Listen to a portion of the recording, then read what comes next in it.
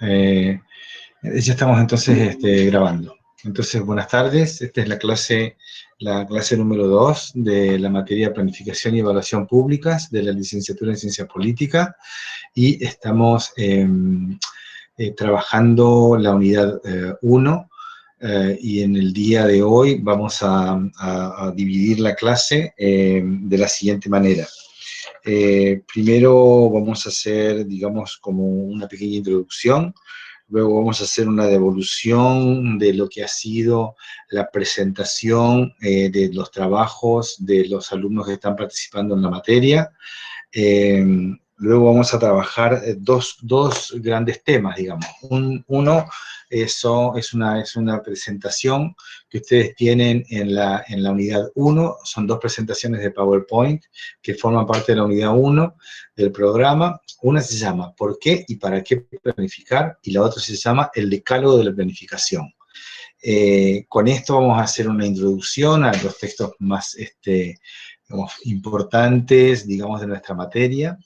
Ahí Facundo, sí, gracias Facundo Leonardelli, Maxi va a chequearlo. Y entonces, para empezar, diríamos así, bueno, esta materia de planificación y evaluación públicas tiene digamos, una malla, digamos, de temas, de problemas que básicamente están vinculados con las relaciones entre el Estado, la sociedad, el mercado y las formas de coordinación social que se dan entre Estado, sociedad y mercado. Esto que es dicho así, en tres grandes ejes, digamos, en realidad es una complejidad muy importante porque hay diferentes configuraciones sociales, ustedes lo saben muy bien porque han transitado por la ciencia política, digamos, por la teoría política, la teoría económica. Esas diferentes configuraciones sociales, digamos, plantean, tanto para el Estado como para la acción del Estado, para el gobierno, desde el Estado a la sociedad o desde la sociedad a sí misma, plantean una serie de cuestiones fundamentales que tienen que ver con la planificación. Por lo tanto, la planificación tiene que ver con la posibilidad de pensar futuro, con la posibilidad de ordenar instrumentos y herramientas que permitan armar una estructura, digamos, que es la estructura de gobierno. Vamos a trabajar planificación para gobernar.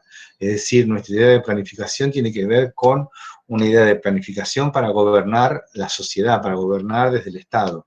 Y en ese sentido, digamos, vamos a ver cuáles son los actores que gobiernan, cómo gobiernan y cuáles son los ejes de cómo entendemos el gobierno desde esta materia. Para eso entonces vamos a trabajar con esas presentaciones que hacíamos referencia. Van a ser conceptos introductorios y ustedes van a ir viendo cómo se va haciendo una construcción respecto del concepto de planificación, que muchas veces es un poco más complejo que las ideas previas que tenemos.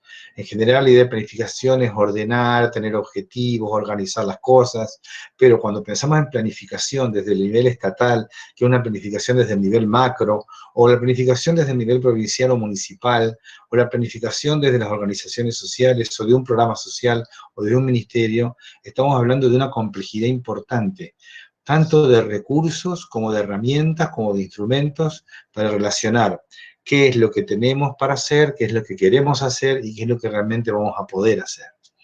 Esto obviamente, digamos, vamos a ver los elementos de este proceso. Por eso cuando decimos por qué planificar y para qué planificar, estamos pensando es por qué planificar desde el Estado, por qué y para qué planificar desde el Estado. Es decir, no estamos solamente pensando en una respuesta descontextualizada, sino muy por el contrario, estamos pensando en una respuesta contextualizada. Es planificación en el Estado, desde el Estado, es planificación pública estratégica. Entonces, hay muchos tipos de planificación. Las empresas planifican, pero eso es planificación corporativa. El fin de las empresas es el lucro. En cambio, el fin del Estado en la planificación es la producción de bienes y servicios públicos. Por lo tanto, hay diferencias importantes y en eso nos vamos a meter, en esa complejidad nos vamos a meter. Eso entonces es el tema de la clase de hoy. Pero no queríamos avanzar con los temas de la clase sin antes darles dos palabras sobre lo que ha sido, digamos, la participación de ustedes respondiendo a las cuestiones que fueron colocadas en el foro 1. voy a empezar yo con una mirada sobre eso, y después también el equipo de cátedra va a darles una devolución sobre esas lecturas. En principio, los quiero felicitar, porque la verdad que todas las participaciones han mostrado lectura, han mostrado interés y han mostrado que están queriendo aprovechar esta propuesta que estamos sosteniendo de mantener el curso aprovechando el medio de la UNER virtual, digamos, para poder seguir en contacto en estas clases. Lo segundo es que hemos hecho algunas devoluciones y queremos explicarles que esas devoluciones tienen el sentido de poder, primero, reconocer el trabajo de ustedes, luego poder hacer algún señalamiento, luego poder hacer alguna orientación, y esto lo decimos no en el sentido de corregir errores, sino que lo decimos en el sentido de sugerir nuevas miradas, de abrir nuevas preguntas, y entonces, más las intervenciones nuestras, las respuestas nuestras tienen que ver más con entonces esta idea de ir estableciendo un diálogo, y en ese diálogo ir sacando cada vez mejores intercambios. Entonces, esto era lo que de mi parte quería comentar. No sé si Rubén o Maxi tienen algún comentario sobre las devoluciones, sobre las intervenciones que hemos visto en el campo, en el foro 1.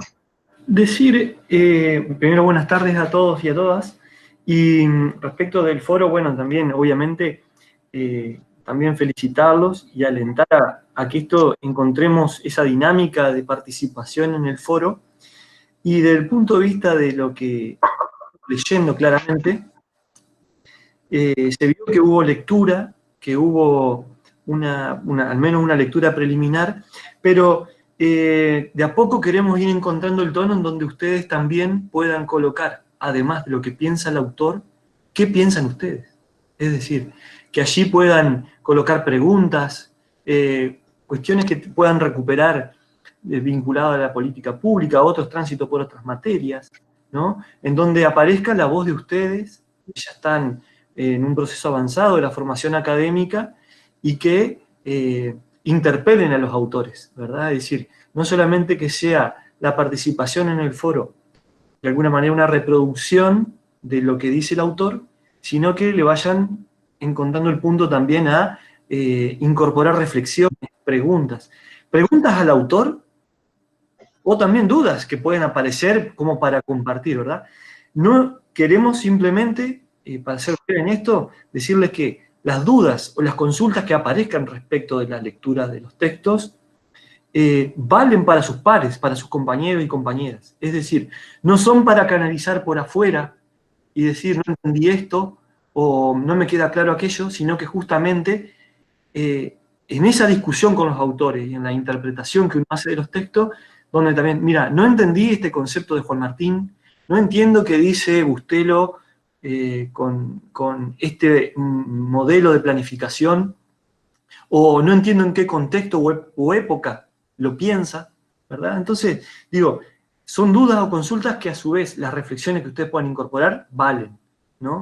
Entonces, y bueno, también encontrar ahí otro aspecto pedagógico es el tamaño de la participación, ¿verdad? Es decir, fíjense que es un foro en donde un foro representa de manera escrita, en este caso virtual, un diálogo, ¿verdad? Entonces, para que haya un diálogo, no puede ser un monólogo, ¿no? Tan largo, tan amplio, que sea, porque no es un trabajo práctico, ¿no? Entonces, ir encontrando la densidad justa para decir algo sin que tener que leer una página completa en el intercambio. Son pequeñas aportes, ni siquiera son en el mismo tono que decía el profesor recién, no son correcciones en ese sentido, sino ajustes que vamos a ir encontrando en este vínculo.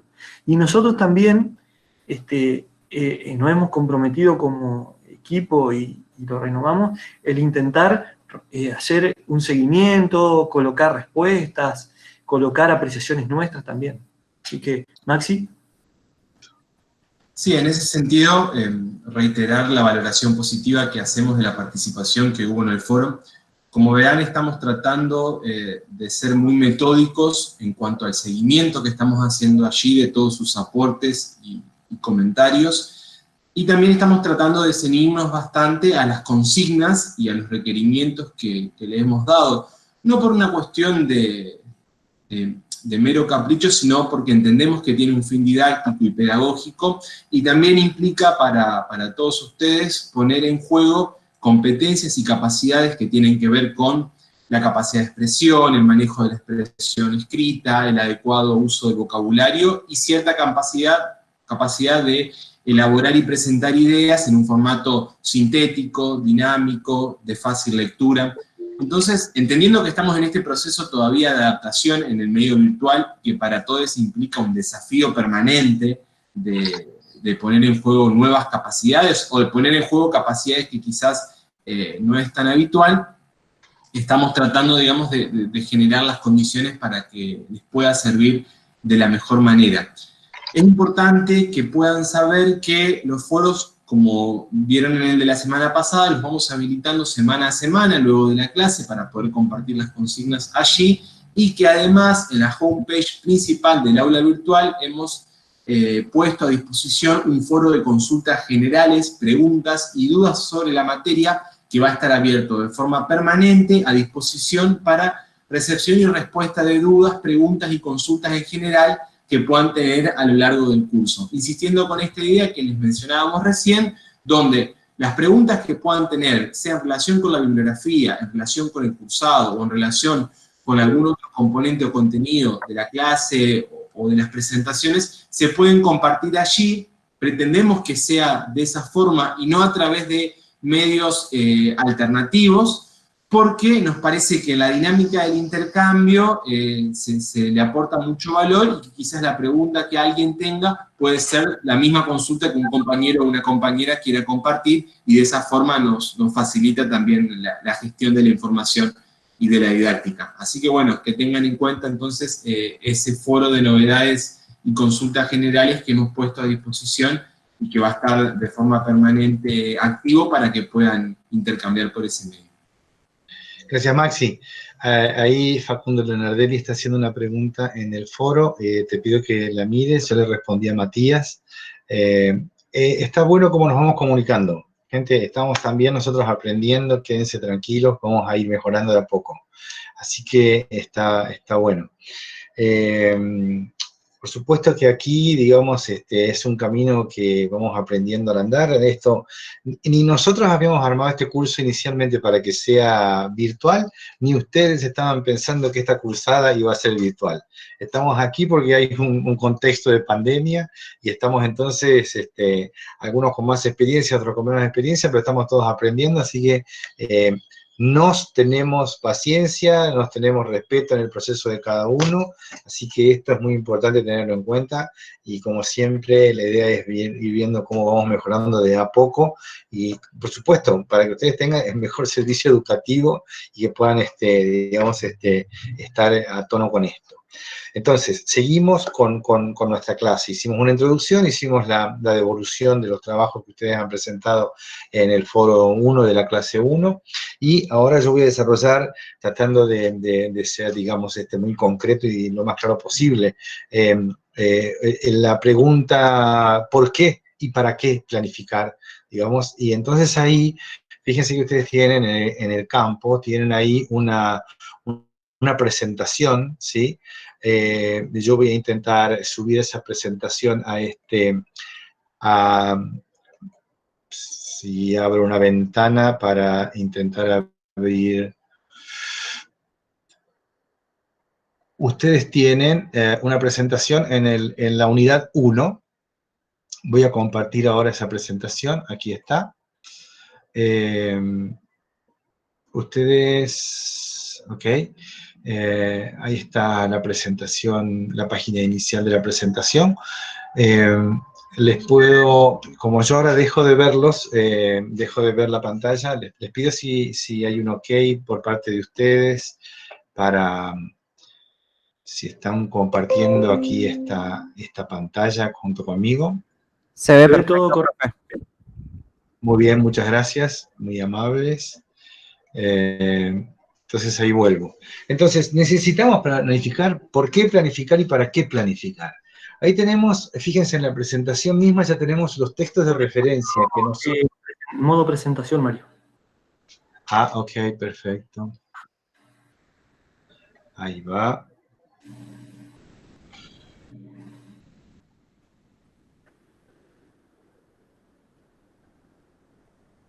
Demora un poquito. Sí, siempre demora unos segundos en cargar. Ok.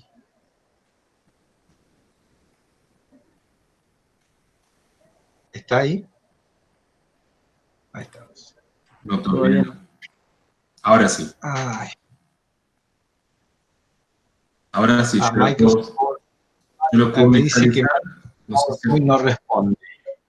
Si ustedes me disculpan, voy a volver porque al modo que fuera, porque tengo un problema con el programa, ¿ok? Ahí se ve. Se ve perfecto. Bueno, voy a Sí, ahí lo estamos viendo. Ahora estamos viendo el PowerPoint completo. Sí, porque la apertura me pone una alerta a la máquina de reiniciar el PowerPoint y no quiero hacerlo porque nos vamos a desconectar, ¿sí? De todos modos, a ver, esta presentación está en el campus virtual, UNER virtual, está en el curso y está dentro de lo que es la unidad 1, ¿sí? Dice presentaciones de la unidad 1. Les decía, entonces voy a avanzar con esta pantalla, con estas pantallas, aunque se vea un poco así la parte también de este lado. Usamos unos textos que están en la carpeta de bibliografía, que dice Planificación, Libertad y Conflicto. Es un texto de Carlos Matus, otro de Carlos Matus que se llama Adiós, señor presidente, y otro que se llama Planificar para gobernar el método PES. Carlos Matus fue un planificador chileno, un pensador que vivió entre 1930 y 1998. Ustedes tienen también en el campo algunos videos de él que son muy interesantes. Una persona que participó del gobierno de la Unidad Popular, que pensó junto con Salvador Allende que era posible hacer una transición a una sociedad más justa, al socialismo, a través de las elecciones democráticas, y que, bueno, ustedes conocen el proceso, todo ese proceso fue truncado por una dictadura militar encabezada por Pinochet. Esa experiencia fue muy importante para Carlos Matus porque a partir de eso él empezó a revisar precisamente todo lo que era la planificación estatal. Y a partir de eso, de esas reflexiones, de esa experiencia, de la reflexión sobre esa experiencia política concreta, de práctica de gobierno, fue que él empezó a hacerse estas preguntas. ¿Por qué planificar? ¿Para qué planificar? Necesitamos planificar. Entonces, él va a decir que claramente, digamos, la planificación no es solamente, como a veces se piensa, pensar un diseño ideal de las cosas. Dice la presentación, quien planifica no solo debe diseñar cómo deben ser las cosas, sino que también debe hacer un cálculo de cómo sortear los obstáculos que se oponen al cumplimiento del diseño. Es decir, que fíjense que planificar entonces ya no es solamente pensar cuáles serían los objetivos ideales de una política pública, de un programa o de una intervención social, sino que planificar supone que ese diseño ideal de cómo imaginamos que las cosas deben ser, precisa ser, digamos, trabajado removiendo los obstáculos que se oponen a ese diseño, a ese deber ser. Por lo tanto, dice Matus, con esta idea, planificar no es solo pensar cómo las cosas deben ser, sino también cómo las cosas se pueden hacer realidad. Planificar es un ejercicio real de transformación de la realidad. No es solamente pensar, digamos, en el deber ser. Y ahí, de esa manera, entonces, podemos ver que podemos distinguir tres tipos de planificación. La planificación tradicional, que justamente se detenía en esta idea de analizar la sociedad con un cúmulo de información, ver qué es lo que pasaba, para luego decir qué es lo que debía pasar, cómo las cosas son, cómo las cosas deben ser.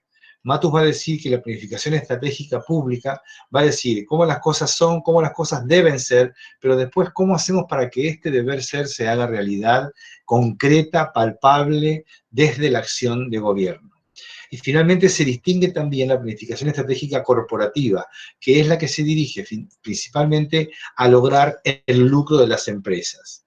Entonces, fíjense que lo que hace el pensamiento de Carlos Matus es traer a todo el bagaje de la planificación tradicional, los elementos políticos de la planificación estratégica pública, trae la estrategia, trae el pensamiento estratégico a la planificación pública, y entonces él le denomina planificación estratégica pública o planificación estratégica situacional. Ya vamos a ver por qué usa la palabra de situación y el peso que esa palabra tiene en la perspectiva de Matus. Algunos interrogantes. ¿por qué planificar si necesitamos planificar? Pues bien, digamos, planificamos, ¿por qué? Porque la planificación es una herramienta de gobierno, no solamente una técnica que usan algunos técnicos allí en un centro, digamos, de producción de políticas públicas, en un think tank, sino que planificamos porque queremos gobernar, queremos que la sociedad vaya en un sentido, queremos llevar las cosas hacia un cierto lugar, por ejemplo, hacia un lugar, por ejemplo, que respete más la vida humana que la ganancia económica, ¿sí? Estamos viendo eso, ¿verdad?, en estos días. Es decir, que ahí la política pública se engarza con los instrumentos de planificación y a partir de ese engarce, de esa instrumentación conjunta, política y planificación caminan conjuntamente.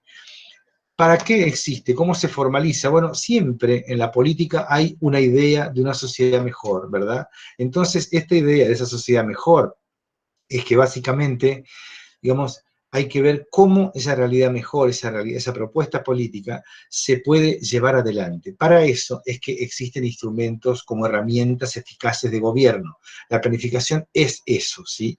¿Cuál es el peso de la planificación en el gobierno? Bueno, ahí tenemos que ver porque si tenemos, digamos, una planificación que, por ejemplo, está atada a las demandas constantes de la afuera, de la coyuntura, entonces tendremos una planificación que va sobre las respuestas inmediatas, ¿sí?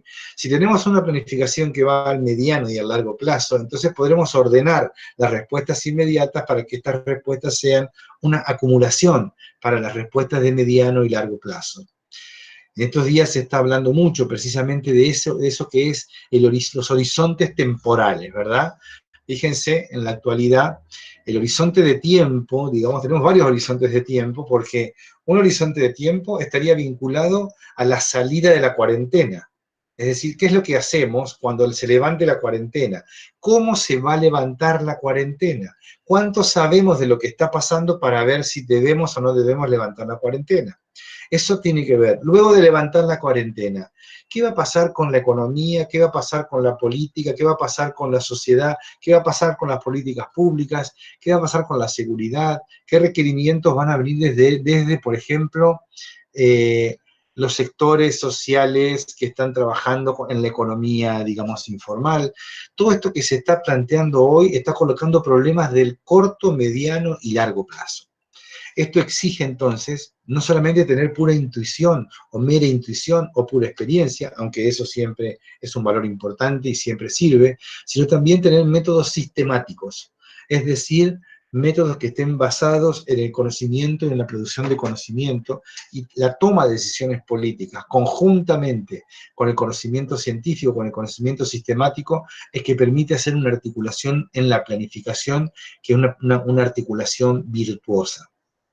Decimos que queremos tener entonces una visión en la cual se van articulando el corto plazo, el mediano plazo y el largo plazo. Y por supuesto que esas visiones tienen una valoración, ¿sí? Como decíamos en la clase anterior, la idea de valorar la vida humana por sobre, digamos, la creación de riqueza es una idea importante, digamos, en este momento de pandemia. Pero también es cierto que en un cierto punto vamos a tener que empezar a pensar cómo esas cosas van buscando un equilibrio. Fíjense qué interesante, porque esto va a requerir horizontes temporales diferentes, toma de decisiones políticas, calcular la situación a futuro y ver cómo se hace una respuesta sistemática y formalizada. Todo esto es un poco la definición de planificación de Carlos Matus, que dice que planificación, como dice en el texto, en la primera número 5, es un cálculo situacional, es decir, parte de lo que está sucediendo. Pero ese cálculo situacional es sistemático, formalizado, articulador de horizontes temporales, que está destinado a orientar y a fundamentar la toma de decisiones políticas. Es decir, este concepto nos parece que es clave y van a ver cómo este concepto, cálculo situacional sistemático, articulador, destinado a orientar toma de decisiones, se entiende más profundamente cuando pensamos lo que Matus llama el triángulo de gobierno.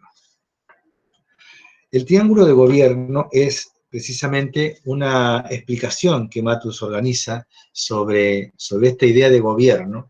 Y dice, hay tres cosas que en el gobierno se están articulando permanentemente. Por un lado, el proyecto de gobierno, ¿sí? Es decir, ¿qué es lo que se propone digamos, la propuesta política. En este caso, un tipo de sociedad, un estilo de desarrollo, una política sectorial. Por esta idea de, digamos, proyecto de gobierno. No hay ninguna fuerza que pretenda, que luche por el poder, que no tenga un proyecto de gobierno. Lo otro es, tal vez lo que está en el punto tercero aquí, es que el Estado tiene equipos, y esos equipos tienen una capacidad de gobierno, y además la fuerza gobernante tiene una capacidad de conducción. El Estado, digamos, fíjense por ejemplo, hablando de capacidad de gobierno, el Ministerio de Salud tiene una sala de situación. El Ministerio de Salud sabe por su conexión con todos los ministerios de las provincias dónde está apareciendo cada uno de los casos de las situaciones de riesgo de coronavirus. Esa sala de situación no se creó con esta pandemia. Existe hace muchos años. Es un centro de estudios epidemiológicos, estudian la sociedad, de qué se puede enfermar esta sociedad, cómo se transmite la enfermedad, cómo se preserva la salud, cómo se promueve la salud. Esas son capacidades, historia, lo que llamamos un acervo acumulado de teorías, de técnicas, de métodos, de cálculos, de destrezas. Es decir, todo aquello que el Estado ha podido desarrollar y que tiene como estructura para poder actuar, digamos, como capacidad de gobierno ante la idea de dirigir las cosas hacia cierto lugar. Y finalmente la gobernabilidad del sistema, es decir, el gobierno no controla todas las variables. Y esto es una cosa importante porque esto no estaba en la planificación tradicional. La gobernabilidad del sistema significa que un gobierno puede tener control sobre algunas variables, pero sobre otras no. Por ejemplo, fíjense cómo toda la idea de, digamos, sellar la República Argentina, las fronteras, la entrada de fronteras, la llegada de los vuelos, las cuarentenas de las personas que entran de afuera, todo eso supone tratar de hacer más gobernable las variables que están jugando en relación a la pandemia, ¿sí? ¿Qué queremos decir con esto? Que cuanto más variables controlamos, más dominamos la situación, más gobernabilidad sobre el sistema tenemos. De manera tal que allí, por ejemplo, cuando el gobierno o el presidente dice es importante que nos quedemos en casa, está diciendo ayúdennos a controlar la variable de la expansión del virus, ¿sí? Si ustedes se quedan en casa, nos hacen más gobernable eso y nos dejan preparar con nuestra capacidad de gobierno la respuesta, sea en mayor cantidad de camas, en los niveles de atención de terapia intensiva, de aislamiento preventivo, de casos leves. Es decir, fíjense cómo aquí hay un proyecto, preservar la salud, y tratar de preservar la salud, digamos, con los menores costos posibles. Para eso hay que gobernar las variables que están sucediendo en la actualidad, y para eso lo que dice, si más variables gobernamos, mejor podemos armar nuestra capacidad de gobierno. Quisiera saber si el ejemplo del triángulo de gobierno se entiende hasta aquí.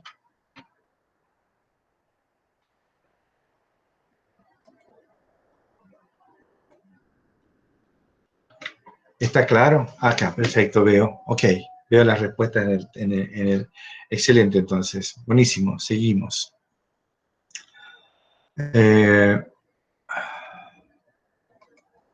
Muy bien.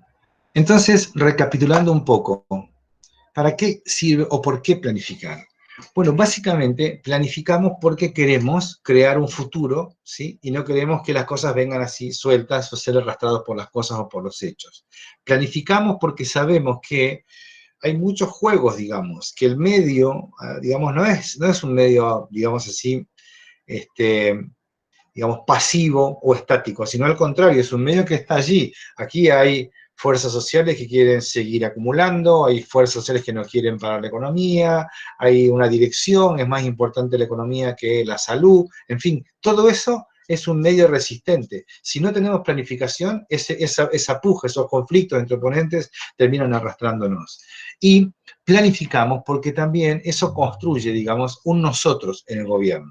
Es decir, si sabemos a dónde queremos llegar, tenemos entonces que la posibilidad de ver cuál es el horizonte, cuál es el destino, digamos, de nuestras acciones, y a partir de eso organizar nuestros objetivos y encaminar nuestras capacidades, ¿verdad? Para eso, entonces, dice Matus, básicamente los métodos de planificación no están escritos en un manual. Cada gobernante tiene un proceso político, social y económico específico donde debe de diseñar su propio método de planificación. Es decir, nadie, ni la oposición, ni el gobierno, ni los gobernadores se imaginaban, cuando subieron en sus gestiones hace 2 meses o 3 meses atrás, que iban a tener que enfrentar esta situación. Por lo tanto, allí se ve la dinámica de lo que es la planificación. Tenemos capacidad de gobierno, sabemos los valores y la propuesta, cómo controlamos la gobernabilidad del sistema. Esto es, que aquí vamos entonces, digamos, fíjense, que aquí no viene de afuera alguien y dice, señor gobernador, señor presidente, usted debería planificar, sino que esto es una necesidad fundamental para que la planificación sea eficaz, y para que la planificación sea eficaz, tiene que tener, digamos, una idea de que eso es necesario internamente a la gestión de gobierno. Por lo tanto, las reflexiones que nos caben aquí es que la planificación es entonces una herramienta para construcción de futuro, y cuanto más controlamos las variables, más libertad tenemos para incidir en esa realidad. La planificación no es una cosa que está estática, que está dura y que no se mueve. No, por el contrario. La planificación estratégica es flexible, es dúctil. Básicamente tenemos una gran propuesta de sociedad, de idea, y entonces vamos lidiando con los problemas que la sociedad va colocando. Y allí entonces no hay un método único, sino que hay un método que se construye en el día a día, pero que al mismo tiempo requiere de una construcción previa y de una construcción posterior. Por eso dice Matus que la planificación precede y preside la acción, antes, durante y después. En ese sentido, tenemos que hay que tener claro estos dos conceptos que tenemos aquí en la primina 9, que es la idea de planificación operativa y planificación directiva. La dirección está clara, lo que pasa es que la operación tiene que conversarse. Y allí vemos, fíjense, sigo usando el ejemplo que estamos atravesando porque es una cosa muy vivencial, muy importante, que nos ubica y nos permite contrastar los conceptos con la realidad misma. ¿Y qué tenemos? Por ejemplo, tenemos los decretos de necesidad y urgencia que el presidente está marcando, pero luego cada gobernador o los intendentes del conurbano bonaerense tienen que empezar a reunirse, tienen que empezar a ver cómo se operacionaliza eso. Y eso entonces requiere un ordenamiento que tiene que ver con lo operativo, ¿sí? Fíjense que, digamos, tenemos algunos destacamentos del ejército que están proveyendo raciones alimentarias en el municipio de La Matanza, una gran franja de territorio que tiene 35 kilómetros de largo por 10 kilómetros de ancho, donde viven casi 3 millones de personas, de las cuales el 50% está por debajo de la línea de pobreza.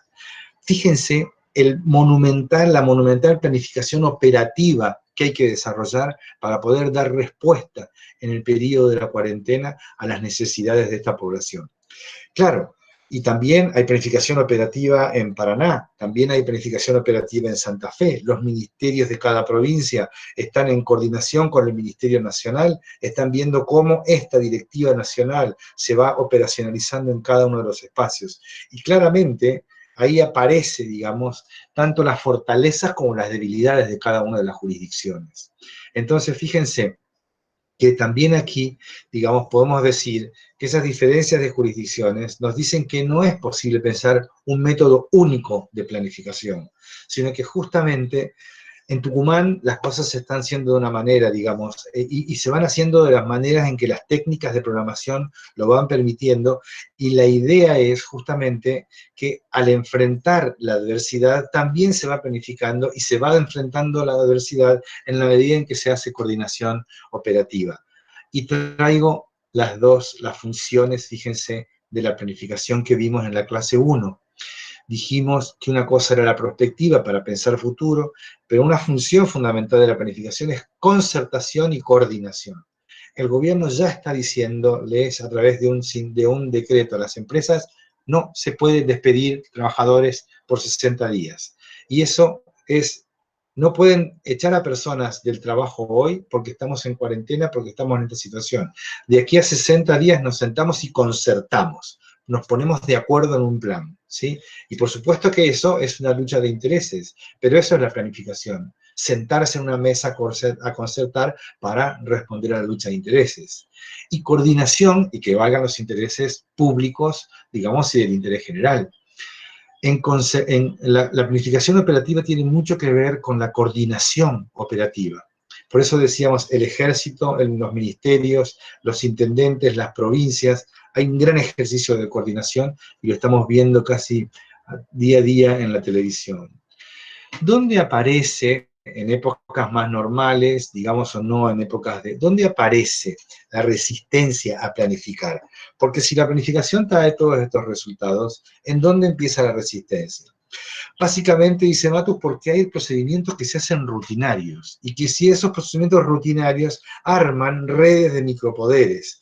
Esas redes de micropoderes generan toda una resistencia cultural al cambio, ¿sí? Hay temor al cambio, y entonces muchos prefieren no innovar antes que planificar y, digamos, poner en juego, digamos, esto que puede ser comprender que hay algo nuevo. Fíjense que en este momento también se está diciendo que van a aparecer técnicas nuevas de gestión de gobierno, van a aparecer técnicas nuevas de cuidado de la salud, van a aparecer nuevos dispositivos públicos para entender cómo se hacían algunas cosas como el delivery de las prestaciones alimentarias, o cómo se hace para atender a los ancianos, o cómo se hace para proteger a los niños. Estamos presenciando en estos días un abanico de propuestas diferentes de ver cómo se hacen los servicios públicos de salud, de alimentación, de protección de diferentes grupos sociales, de diferentes grupos etarios. Está abriéndose una caja de herramientas que está trayendo muchas novedades. Y eso decimos entonces que cuando nosotros estamos convencidos de la propuesta y estamos convencidos de que la propuesta que tenemos es valiosa y que realmente construye bien público, construye valor público, entonces nosotros queremos construir plan y queremos construirle viabilidad al plan. En este sentido, digamos, siempre la planificación significa entonces gobernar. Y el gobierno, uno supone el monopolio del poder, sino que ese poder está compartido entre diferentes grupos. Fíjense, hoy la sociedad tenemos un gran poder. Si nosotros respetamos ciertas pautas, como el quedarnos en casa, tenemos el poder de frenar la transmisión, de demorarla. También los empresarios tienen poder. Hay muy interesante, por ejemplo, algunos sectores de la salud, sectores privados de la salud, cómo han puesto a disposición en el medio de la pandemia toda su infraestructura y su capacidad técnica para poder articular con el gobierno, para poder dominar la situación. ¿Buscando qué? Buscando eficacia, buscando dar en la tecla, buscando dar en un resultado concreto. Todo esto es una realidad muy compleja, es una realidad de múltiples dimensiones y cada actor la ve desde su punto de vista, y eso es lo que Matus llama la idea de situación. Fíjense, la situación y la sala de situación del Ministerio de Salud, ¿verdad? Justamente en la sala de situación es la que recoge en salud todas las cosas que son importantes para la salud pública, digamos, en el caso de la pandemia, con más razón, porque tiene el tablero, el mapa. Sobre ese mapa se estudia, sobre ese mapa se toman decisiones políticas y se avanza. En general, digamos, la planificación parece que es una cosa que va como en línea recta. Nosotros creemos, en todo nuestro equipo y con este autor que estamos siguiendo, que la planificación es más parecida a este dibujito que está acá, que en realidad no es una línea recta, sino que tiene subidas, bajadas, escaleras, obstáculos. Es decir, llegar a la meta supone ir sorteando, digamos, caminos que es un camino con incertidumbres, caminos que tiene opositores, caminos que tiene aliados, caminos que tienen movimiento todo el tiempo, y por tanto, digamos, formas de, como allí en ese dibujito está, digamos, la idea de que alguien está pedaleando para poder llegar a la meta, para poder llegar a la cima. Entonces aquí dejo de compartir esta presentación. Es la primera vez que lo estamos haciendo, esto de compartir aquí, y volvemos entonces a la sala. Y abrimos entonces para un intercambio. Si ustedes quieren, pueden ir abriendo el micrófono y en vez de participar por el chat, si les parece, podemos hacer una participación a través de abrir el micrófono, opinar, comentar, preguntar. como no somos tantos en el día de hoy, tal vez esa dinámica pueda ser posible. ¿Alguien se anima a empezar?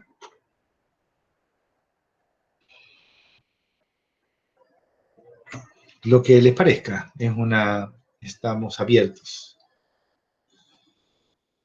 Matías, vos que estás en Santo Tomé, ¿verdad? Estás allá en Santo Tomé, ¿verdad, Matías?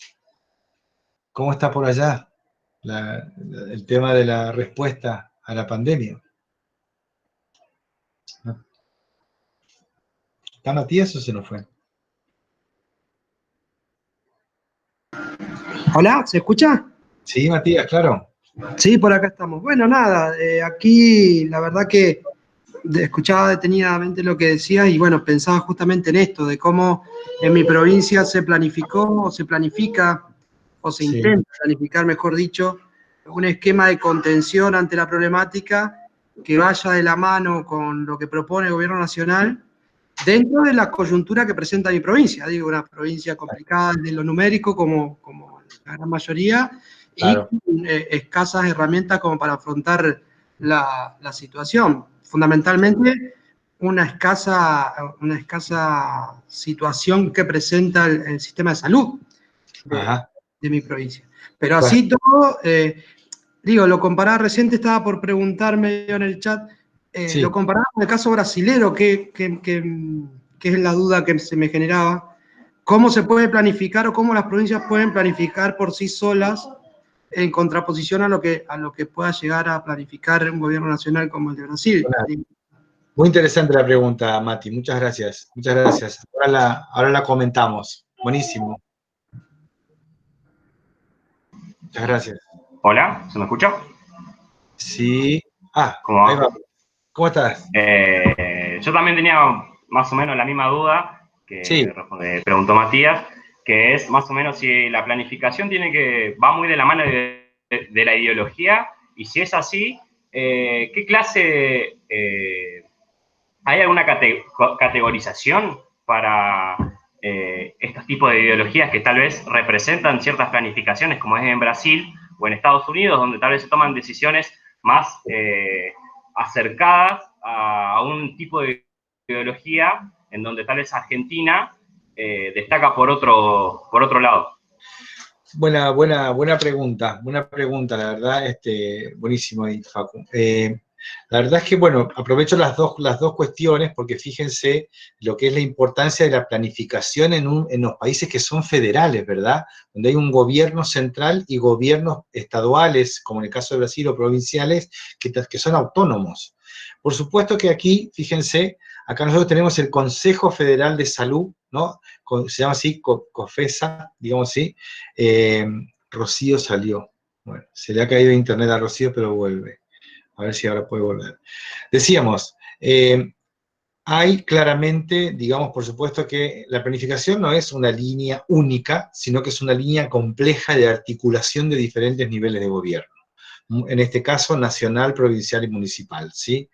Lo que vemos claramente, en el caso de Brasil, que es una cosa palmaria, digamos así, es que el gobierno central, digamos, está muy comprometido con ciertos grupos económicos, aunque ahora últimamente lo están dejando de lado.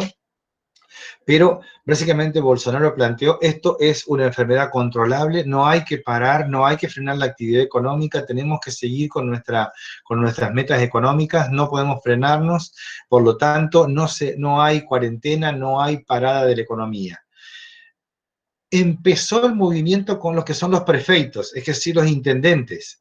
Empezó en Río Grande do Sul, empezó en el estado de San Pablo, empezó en Río de Janeiro. Fíjense, tres ciudades que están altamente conectadas con el planeta porque deben ser las ciudades que más cantidad de vuelos tienen con el planeta y los que empezaron a tener, digamos, los primeros casos, ¿sí? Río de Janeiro fue tal vez la ciudad que tuvo la mayor cantidad de casos al principio.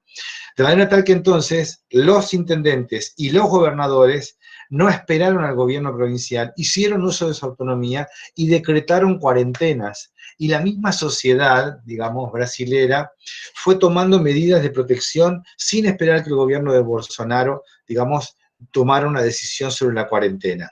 ¿Qué podemos decir ahí?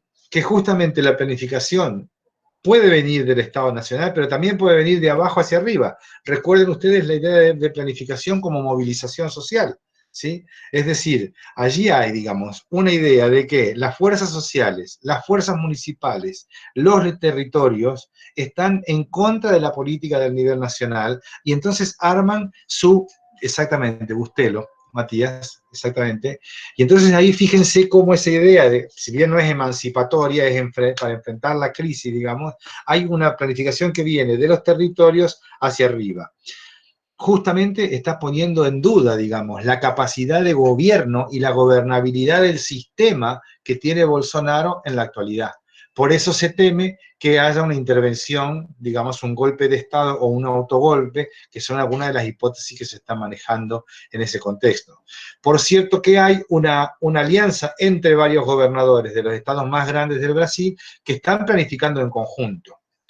Sobre el tema de la ideología, más que de la ideología, uno podría decir que la ideología forma parte de la propuesta política. Una perspectiva ideológica, una perspectiva valorativa, en realidad se expresa en el juego de gobierno, en el choque de los intereses, se expresa en propuestas políticas. Por supuesto que hay bases ideológicas diferentes, unos valoran el mercado, otros valoran la protección de la comunidad, entonces esa es la base ideológica. El tema es que la planificación, por supuesto que vamos a ver en la unidad 2, está fuertemente marcada por la ideología, por la teoría social, pero básicamente cuando decimos que planificar tiene que ver con gobernar las cosas, con conducir las cosas hacia cierto lugar, estamos diciendo que hay una disputa más política, y como política también está teñida de ideología, de teoría social y de conocimiento. Pero entonces, las dos preguntas se encuentran. Fíjense cómo hay diferentes niveles de planificación y que la coordinación no es solamente entre iguales, sino entre diferentes niveles. Puede haber coordinación o puede haber conflicto, que esa es la cosa, ¿sí? Y entonces lo que se está viendo es que en el caso de Brasil, que el conflicto entre los gobernadores y el presidente se está mostrando de diferentes maneras en la capacidad de conducir la crisis. En el caso de la Argentina, muy por el contrario, vemos que hay una muy buena coordinación de los gobiernos provinciales con el gobierno nacional, ¿sí? Y eso, fíjense que se ha visto operativamente, concretamente, en lo que han sido El presidente no decretó la cuarentena sin antes hacer una reunión con todos los gobernadores, porque él no hubiera hecho, digamos, una cuarentena si no hubiera tenido el consenso de todos los gobernadores y ahí han discutido, obviamente, y ha habido diferentes posiciones. Córdoba tuvo una posición, Entre Ríos tuvo otra posición. En fin, lo que sí es cierto es que, además, el presidente consultó a la oposición para tomar, es decir, fue construyendo un consenso para tener gobernabilidad del sistema. De manera tal que cuando decretó, digamos, esta cuarentena, ya tenía una concertación armada en términos políticos, ¿verdad? Te leemos la pregunta, Mati, y bueno, yo dejo la palabra a quien quiera hacer algún comentario más. Rubén, Maxi, Rafa también, por supuesto. Sí, mi consulta es la siguiente: ¿cómo se puede planificar, haciendo eco a este dicho de que lo urgente no nos quite tiempo a lo importante? ¿Cómo se puede planificar sobre dos cosas diferentes o tan diferentes y sobre dos situaciones de crisis diferentes? Porque una es la urgente, una crisis urgente, que es una pandemia, una situación de salud, y la otra es que ante la respuesta que uno puede dar de la situación de salud, ¿cómo se puede generar otra crisis que nada tiene que ver con la salud, que va por el lado de los sectores económicos? ¿Cómo se puede ir planificando o hacer un doble juego de planificación en lo que sucede ahora, teniendo en cuenta que la decisión de ahora puede afectar a otro sector en el futuro? Bueno, perfecta la pregunta. Mira, justamente ese concepto de cálculo situacional complejo tiene que ver con eso, ¿sí? La situación no es una cara o la otra, son las dos articuladas. Por eso hablamos de cálculo situacional complejo. Por eso hablamos de que la planificación no es, digamos, una línea trazada desde un deber ser que está en el aire, sino que muy por el contrario, la planificación se asienta sobre problemas y oportunidades reales. Ahora lo vamos a ver un poco cuando trabajemos el decálogo de la planificación. Y justamente eso te muestra la dinámica de lo que es el proceso de planificación, ¿sí? Porque básicamente lo que vamos a tener, digamos, en los próximos probablemente 2, 3 y 4 años, es que este escenario cambió todas las variables para por lo menos los próximos 4 a 5 años. El mundo va a ser diferente, el intercambio va a ser diferente, no tenemos todavía idea de cómo se puede seguir reproduciendo, mutando este virus, pero vamos a ver que probablemente, no sabemos si podemos ir a una cancha de fútbol, no sabemos si podremos tener fútbol este año, no sabemos si podemos tener cine este año, o en todo caso, si vamos a esos eventos, tendremos que estar a 2 metros de distancia de cada una de las personas. Es decir, se abre, Matías y todo el grupo, se abre ahí una cantidad de cosas para conocer, para ver luego cómo se va a operar sobre eso, ¿sí? Entonces, sí, la articulación entre, justamente la planificación articula diferentes aspectos de una realidad que es compleja.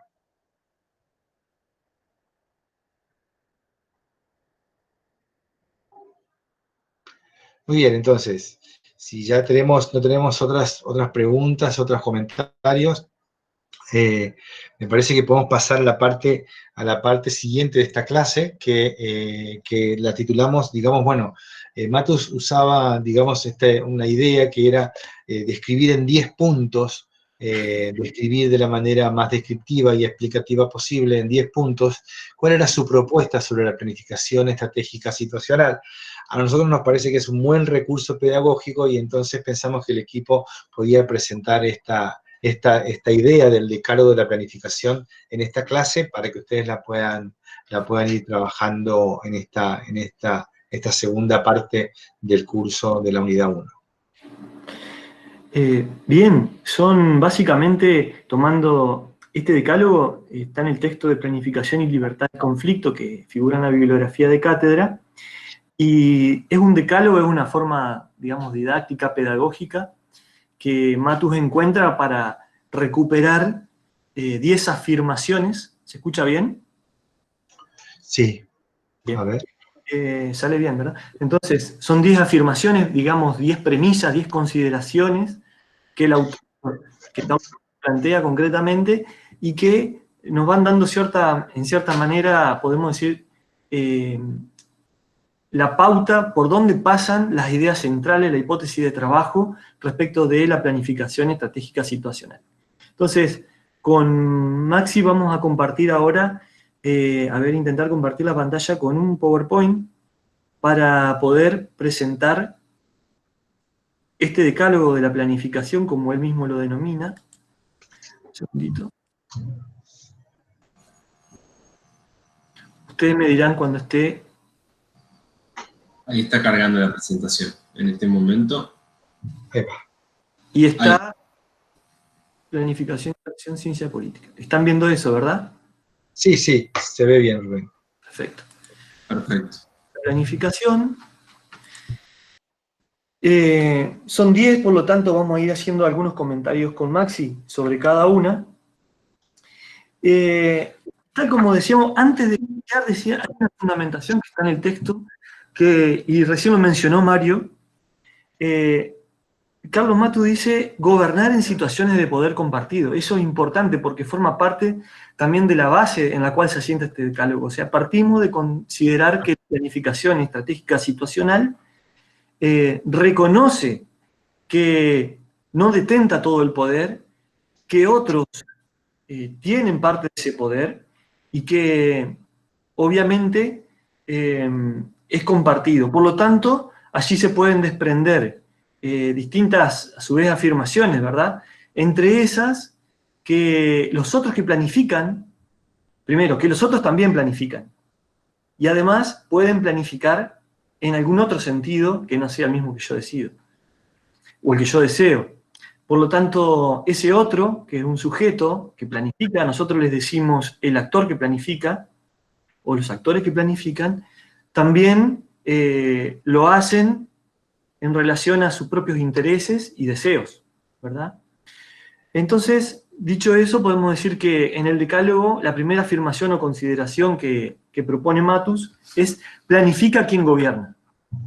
Es decir, quien tiene la capacidad de decidir y la responsabilidad de conducir.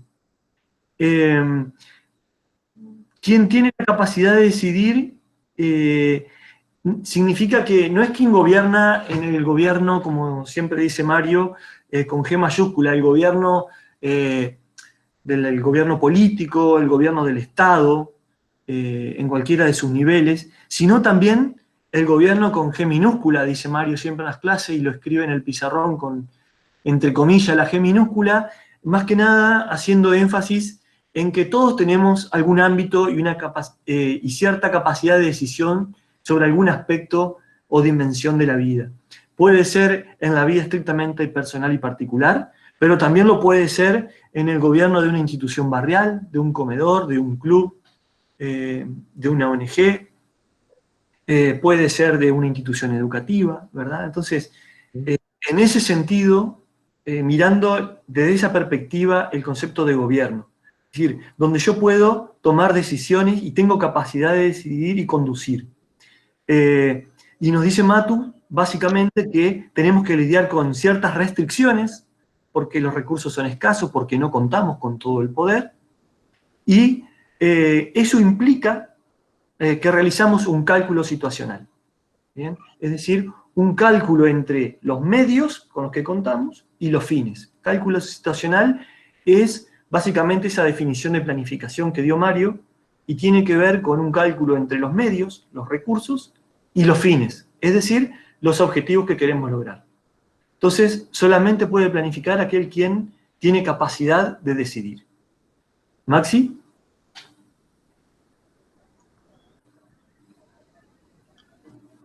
¿Se escucha? ¿Sí? Sí, continuando con lo que decía Rubén en relación al decálogo, es importante que también podamos apropiarnos de esta idea en relación a de que la planificación se refiere al presente, y por eso Matus afirma que la planificación precede y preside la acción.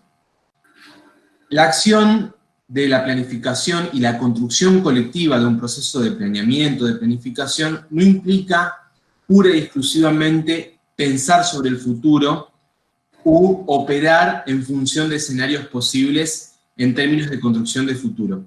Si entendemos, digamos, que hay una función relacionada con esta idea de poder identificar y visualizar escenarios que mencionábamos la semana pasada a partir del texto de Juan Martín, y que es la idea de perspectiva, en donde hay un vínculo entre presente y futuro.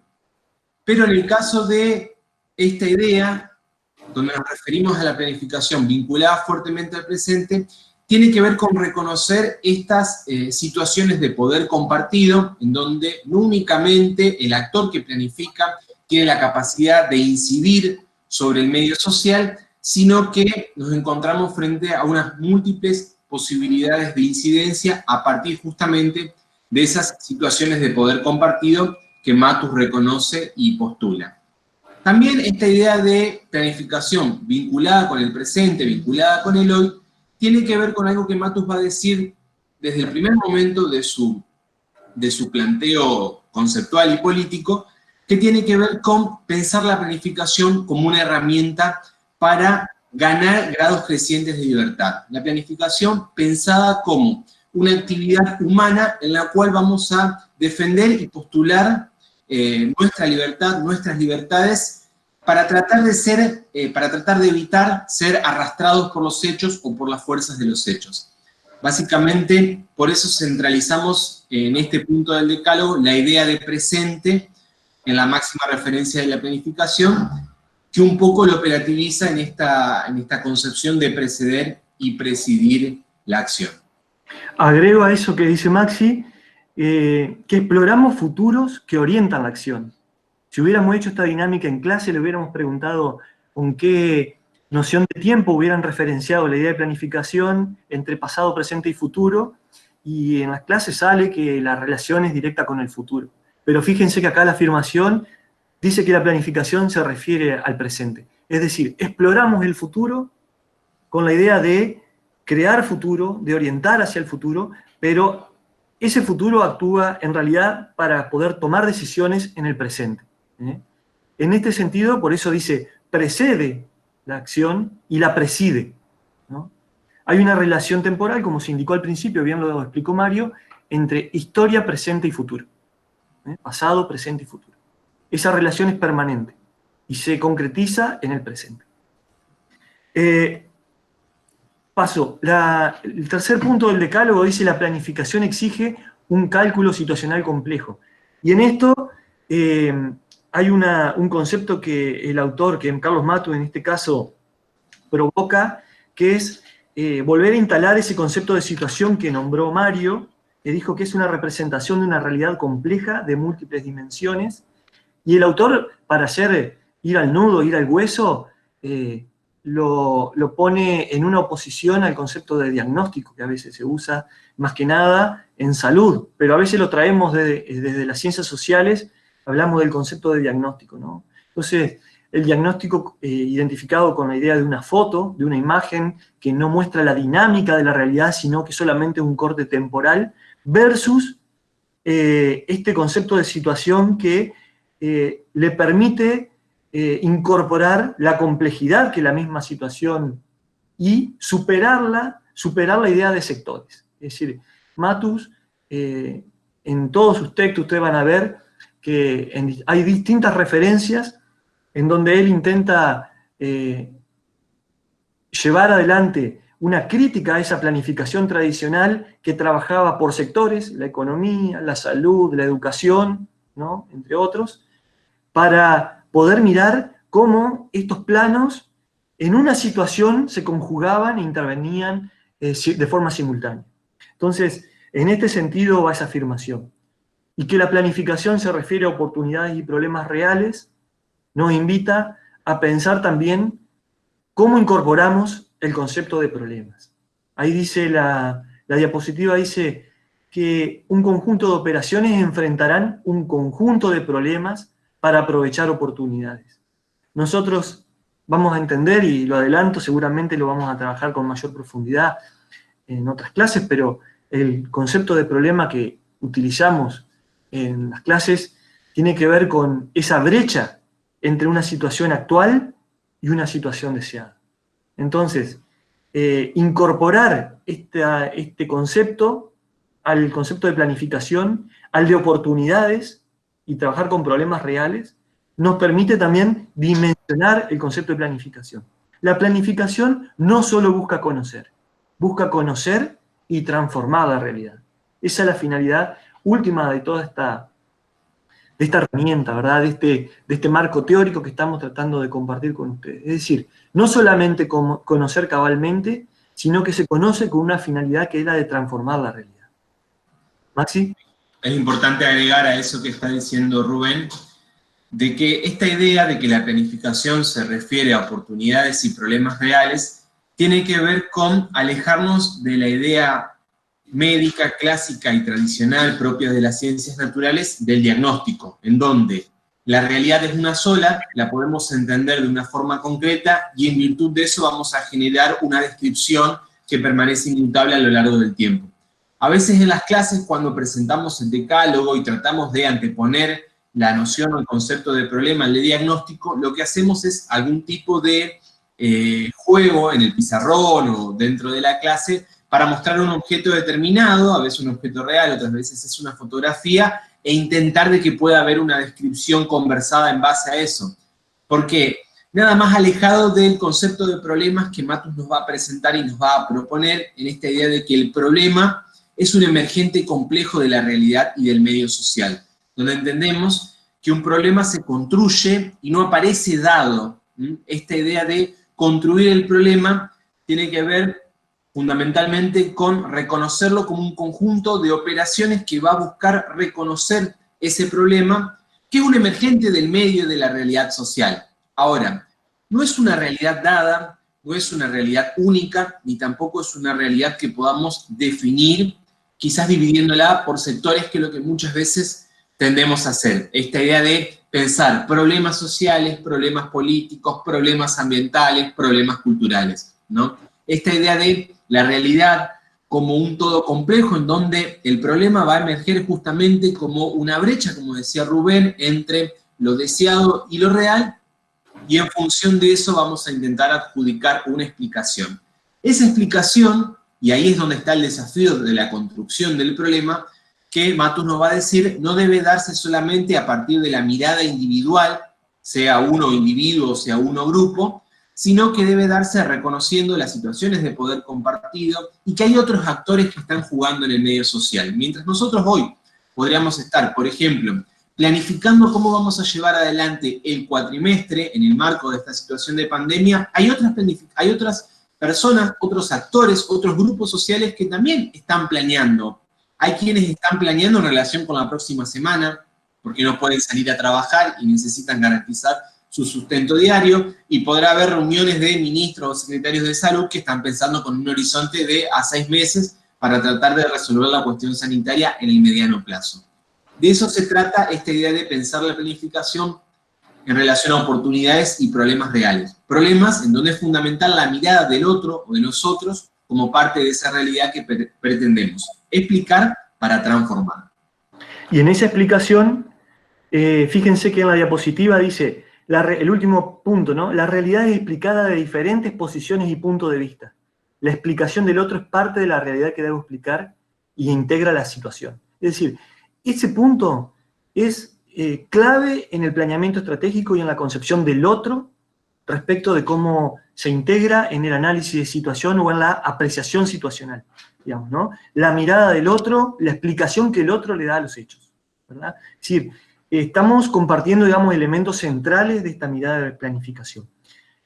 Para poder ir encauzando ya los últimos 5 o 7 minutos, la próxima afirmación dice, la planificación es inseparable de la gerencia. Dice, la única forma de que la planificación funcione es que responda a necesidades de quien gerencia, quien conduce, quien gobierna, ¿verdad? Y hay una articulación entre estas dos tipos de planificación, una planificación operacional y una directiva. Se están articuladas. Esa planificación operativa, que tiene que ver con el hacer, en un plazo de tiempo relativamente de lo inmediato, del corto plazo, y la directiva, aquella que marca las grandes direcciones hacia dónde ir y organizar la acción, ¿no? Entonces, en ese sentido, agregar que la operación, dice, es una misión, porque eso se relaciona con la idea de gerencia, de alguien que conduce y organiza, dice, la operación es una misión encargada a alguien que controla ciertos recursos e implica distribución de funciones y responsabilidades. Entonces, fíjense que la planificación está también actuada, se actúa la planificación, está a cargo de alguien, es decir, con distintos niveles de responsabilidad, se lleva adelante con el cuerpo, con la mente, con las decisiones.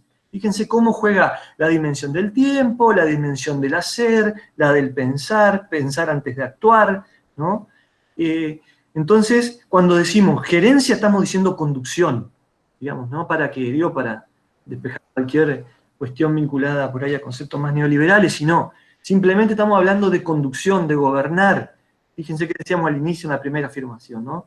Y la otra dice la planificación situacional es por definición necesariamente política. Y ahí se une con las preguntas que ustedes hicieron al finalizar la exposición de Mario hoy, respecto de cómo juega la política en la planificación. En la tradicional estaba escindido, y hasta era mala palabra, la convivencia entre lo técnico y lo político, en la planificación tradicional. Acá, Matus y nosotros adherimos en esta perspectiva, en donde la planificación es por definición política. Acá dice Matus necesariamente política. Es decir, la política se mete de lleno en la planificación y es la que orienta la acción, la que da la dirección. Ahora, luego las herramientas de programación, las herramientas de proyección, se encargan de pensar qué, cómo, cuándo, dónde, con quiénes, ¿verdad? Pero la política, y ustedes lo vamos a ir leyendo, lo vamos a ir discutiendo a lo largo del cursado, política y lo técnico es las grandes provocaciones que hace Matus para que haya una fusión, un intercambio, un diálogo entre ambas dimensiones. Fíjense cómo esta idea de la planificación situacional necesariamente política recupera en la historia de la administración pública el eterno debate entre técnicos y políticos que muchas veces ha caracterizado la historia de las burocracias estatales a lo largo de las décadas. Y pensemos, y en la presentación está marcada esta idea de reconocer la sistematización más arte, experiencia e intuición. Tratemos de pensar con dos ejemplos concretos o dos cuestiones concretas. Quienes hayan trabajado o estén trabajando en algún nivel municipal o provincial, seguramente en algún momento escucharon, sobre todo cuando hay cambios de administraciones, esta cuestión de, sí, porque está el director político y está el director de carrera, ¿no? Como si pertenecieran a dos universos necesariamente diferenciados. Fíjense cómo Matus nos provoca en el punto 5 cuando dice, atención, la planificación es inseparable de la conducción o de la gerencia. Esta idea de que hay un nivel, si se quiere, permanente, que forma parte de la burocracia, y un nivel no permanente, que forma parte, si se quiere, de la propia dinámica política, necesariamente la planificación requiere y obliga a que haya una articulación. Así que, primera inquietud que les dejo para que lo podamos seguir pensando. Y, en segundo lugar, en relación a esta idea de la planificación eminentemente política, fíjense cómo el presidente Alberto Fernández, 10 o 12 días antes de que finalmente se diera este proceso que Mario relataba hace un rato, de convocar a los gobernadores, convocar a la oposición, consensuar con los legisladores en el Congreso, él ya había mencionado, y después volvió sobre eso cuando hizo el anuncio, la posibilidad de que entendía de que si se quiere su experiencia o su intuición política, le decía que la mejor medida para poder parar la pandemia en la Argentina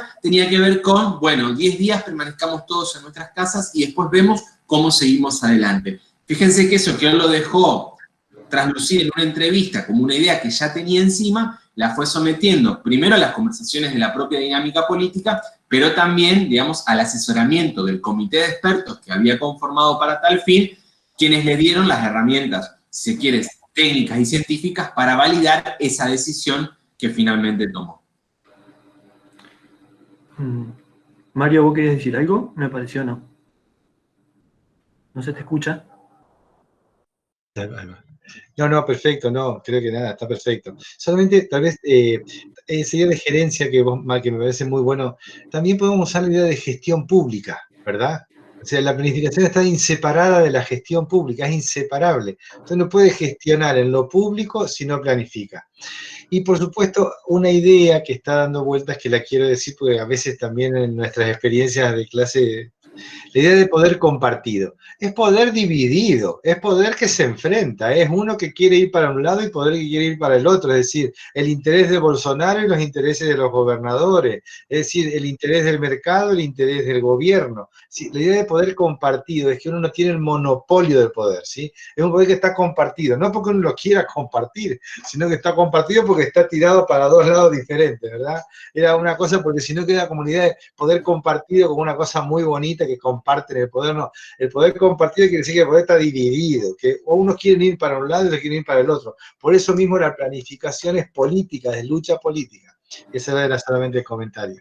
Adelante. En el caso de las democracias, Mario, esto me parece importante remarcarlo, es producto de las decisiones legítimas del electorado, en este caso, que define tener a veces un presidente de un signo político y un gobernador de otro y un intendente de otro. Bueno, ahí fíjense que en la afirmación 7, la planificación nunca se refiere a adivinar el futuro. Esto lo descarta del plano, digamos, por esta noción que a veces, o esta idea que hay de la planificación, y que, de hecho, en nuestra práctica política cotidiana, de la propia gestión pública, como decía Mario, muchas veces nos alejamos de la idea de, muchas veces se rechaza la idea de la planificación como herramienta, como tal, y su capacidad política y de gestión, por el solo hecho de que tiene que ver con el futuro, y a veces esa noción de futuro es de futuro lejano. Entonces, se termina, digamos, improvisando o resolviendo sobre la coyuntura y el famoso vamos viendo, ¿verdad? Entonces, fíjense que acá, si nosotros logramos traer el concepto de planificación con esa noción de liderar el presente, fíjense cómo lograríamos acercar y convencer y lograr que quienes le toca conducir las organizaciones y y el gobierno del Estado, por ejemplo, se amigarían con esta noción de planificación y se apropiarían como herramienta, ¿verdad? Cuando no quedaría algo como lejano, ¿verdad? Y esa noción de adivinar también le saca, de alguna manera, el trabajo argumentativo, teórico, cuantitativo y cualitativo que implica construir escenarios, construir futuros posibles o los futuribles, esa noción de prospectiva que veíamos dentro de las funciones básicas de la planificación, ¿verdad? Entonces, el concepto de escenario se acerca, es mucho más representativo y forma parte del lenguaje de la planificación más que adivinar el futuro. Es pensar escenario, crear escenarios que nos permitan dirigir esfuerzos y dirigir la energía de los proyectos hacia esos lugares. Después se cumplirán, se alcanzarán o no, hasta te diría que no es la finalidad alcanzarlos, sino orientar, ¿no? Y bueno, lo del plan modular es un concepto también esto medio de anidado, ¿verdad? Es decir, el concepto de se relaciona con el de operación que dábamos anteriormente. Decimos, la operación, decíamos, era una misión encargada a alguien, ¿verdad? Es la aplicación de recursos o insumos para producir un resultado que transforma una situación. Bueno, significa poder, que sea modular significa poder agrandarlo, cambiarlo, modificarlo de un lugar a otro sin que esa modificación o ese cambio nos implique tirar por tierra el proyecto completo o el plan diseñado, ¿verdad? Sino que nos permita ir haciendo ajustes sobre la marcha, incorporando información de la coyuntura y del presente para ir modificando el plan sin tener que dar de baja el plan de forma integral y completa, ¿verdad? Por eso dice, se adapta a cambios en el cálculo inicial, ¿no? Entonces, cuando veamos los momentos metodológicos de la planificación, vamos a ver que la apreciación situacional, el análisis de situación, es permanente, inclusive cuando estamos en el último momento que estamos implementando. Mientras a su vez estamos incorporando nueva información y a su vez ajustando hacia dónde queremos ir, ajustando los objetivos, ¿verdad? Entonces, en ese sentido también es modular. Sí, interesante un comentario ahí, me parece, si me permitís, Rubén. Fíjense, uno podría decir que la cuarentena es una gran operación, ¿sí? Es una gran operación que la implementa el gobierno, el sector privado, la población, es una gran operación. Y fíjense que el gobierno dijo, pongo a andar esta operación, a ver qué pasa y si podemos. Y dijo, tengo que extender la operación, ¿sí? ¿Por qué? Porque por eso es flexible. El cálculo inicial, dijo, empezamos con 2 semanas. No, con 2 semanas no. La transición y la curva de la expansión de la enfermedad nos exige un periodo de tiempo más largo. Entonces, con flexibilidad, con iniciativa, extendió la operación. Ahora, como extiende la operación, tiene que fortalecer la operación de cubrir los sectores más vulnerables y por eso la distribución de alimentos. Si la gente se debe quedar en la casa, no puede salir, digamos, al banco a buscar el dinero, hacer las compras, etc. Entonces la operación de atender a lo que son, digamos, las necesidades vitales de los sectores más desposeídos es una operación brutal que viene a acompañar esta otra operación de la cuarentena. Mientras tanto, se están desarrollando operaciones para aumentar la capacidad de gobierno del sector salud. ¿Qué quiere decir capacidad de gobierno? Capacidad de poder enfrentar los problemas reales que va a traer la expansión del virus cuando tengamos un mayor nivel de contagio, ¿sí? Fíjense cómo los conceptos que estamos trabajando son palpables en una gestión de gobierno. Y en la gestión en crisis todavía mucho más palpables que en la gestión en tiempos más, entre comillas, normales, ¿verdad? Ese era el comentario. Muchas gracias. Bueno, esto un poco el 9, la afirmación de la novena afirmación tiene que ver con lo que discutíamos de esta planificación en situaciones de poder compartido, ¿verdad? Es decir, que no es el monopolio de nosotros, otros también planifican, y nuestro plan enfrenta oponentes que también planifican, y que acá, en todo caso, las preguntas que nos podemos hacer son, ¿quiénes somos nosotros, primero? ¿Quiénes somos nosotros, el actor que planifica? Definir quién es ese actor, qué es el área, soy un ministerio, soy una secretaría, soy la comisión directiva de un club, en términos individuales, colectivos, ¿no? ¿Cómo está conformado ese actor que planifica? ¿Y quiénes son los otros? Si los otros, ¿qué producen? ¿Cómo intervienen los otros en esa relación? ¿Cómo explican la relación? ¿Cómo explican los otros esa situación que yo he definido como problemática? ¿Qué miradas tienen al respecto? ¿Qué planes pueden desarrollar? ¿Con qué recursos cuentan? ¿No? ¿En qué nos diferenciamos? ¿Cómo nuestro marco ideológico, político, los recursos que podemos poner en juego?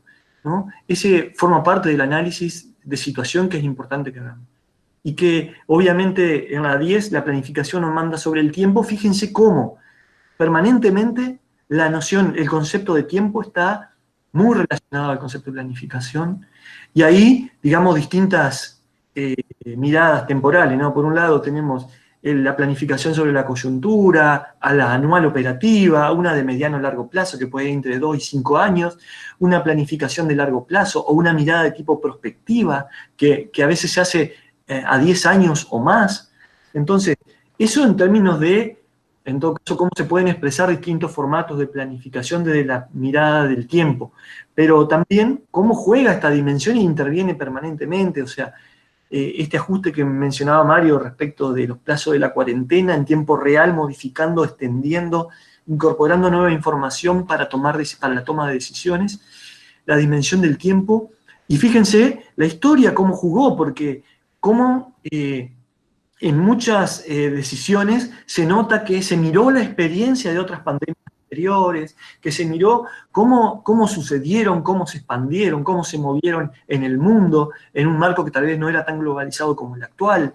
Entonces, la historia juega para crear un presente, que se toman decisiones en base a un futuro que se desea, y que también, digamos, inclusive tuvimos ese famoso diario del lunes que todos hablan, que tiene que ver con eso que pasó en España, Italia, Alemania, misma China, ¿verdad? Entonces, fíjense, pasado, presente y futuro se van conjugando en la toma de decisiones. Mario, Maxi. Sí, simplemente incorporar a esta idea de cómo incorporamos, valga la redundancia, los conceptos de rigidez y flexibilidad a la hora de pensar procesos de planificación.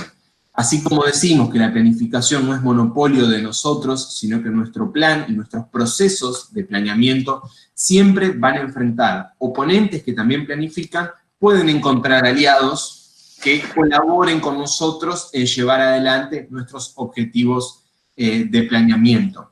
Y la idea de la incertidumbre y de la rigidez y de cómo juega la variable tiempo en todo proceso de planeamiento nos debe resultar muy útil para visualizar todos aquellos procesos de planificación pública o que se llevan adelante, si se quiere, con el Estado como actor central, ¿no? Estamos acostumbrados, va a decir Matus, en la idea de planificación más tradicional y normativa, a que el Estado sea el único que planifica, no reconociendo quizás los planes que puedan llevar adelante otros actores que vengan del medio social o del mundo privado. Entonces pienso en esta idea de cómo se combina la variable de tiempo con los horizontes y los otros que planifican. Los escenarios energéticos de la Argentina, ¿no? Había un cierto consenso en la campaña electoral del año pasado entre los principales candidatos a presidente de que Vaca Muerta iba a significar una salida muy importante en términos de generación de fuentes de trabajo y de divisas para la Argentina, reconociendo que uno de nuestros principales déficits era la falta de divisas para hacernos cargo de nuestros compromisos internacionales. Bueno, en ningún momento de toda la campaña, en ninguno de los planes de gobierno, de las enumeraciones que se hicieron, se previó la posibilidad de que el precio internacional del petróleo se cayera de un bombazo como se ha caído. Estábamos en 52 hace 2 meses atrás, hoy estamos en 25 y no tenemos siquiera la posibilidad de prever en dónde va a estar de acá a 30, 40 o 60 días. Entonces, en esas cosas concretas tenemos que pensar cuando discutimos cuestiones de planeamiento y de planificación. Cómo juegan las variables de tiempo y saber que rigidez e incertidumbre tienen que ser conceptos centrales para pensar este tipo de procesos. E incorporo otra idea en esto de cómo juega la política. Si quieren googlear Los Verdes, Movimiento Los Verdes, escenarios energéticos de la Argentina 2030-2050, plantean escenarios posibles de desarrollo de energías renovables para que nuestro país pueda ser carbono neutral al año 2050, es decir, que no consumamos en energía fósil. Obviamente, ahí hay un interés político e ideológico muy concreto que va a estar muy alejado de lo que pueda representar todo el sector de las petroleras que operan tan fuertemente en nuestro país y que incluso, fíjense ustedes, tienen en el Senado de la Nación a un representante que lidera el sindicato más importante del gremio de los petroleros y es senador por Neuquén. Senador que se sienta mano a mano con el presidente y el ministro de Energía, a pesar de que cambió la administración, a discutir la política energética de la Argentina. O sea, fíjense cómo vamos pudiendo hacer un análisis en términos de esta complejidad a la que hacíamos referencia. Así que bueno, un poco quiero ilustrar, como para ir cerrando la clase y dejarles esta inquietud. Bien. Bueno, gracias, Maxi. Realmente sí, el ejemplo de la política energética, el tema del petróleo, cómo esta crisis sanitaria afectó los mercados y los precios internacionales, y realmente bueno, que inviabiliza el proyecto de Vaca Muerta prácticamente, porque lo hace no rentable, digo para completar, ¿no? Porque finalmente todo este cambio, digamos, en el precio del petróleo hace que sacar petróleo de Vaca Muerta sea más caro que comprarlo afuera, digamos, ¿no? Entonces, en términos de cómo la coyuntura cambia y cómo los planes se deben ir adaptando, digamos, a esa estructura de la coyuntura. Muy bien, estamos entonces ya a 18:35 de la tarde de hoy, que es 1 de abril, en esta segunda clase, y queríamos ver qué les ha parecido, si por lo menos el esquema general de la presentación del decálogo se comprendió. Si ustedes nos pueden ir contando vía el chat, si se comprendió esta exposición, por favor. Si tienen alguna pregunta, también lo digo por el chat, la pueden poner por el chat, así nos vamos viendo.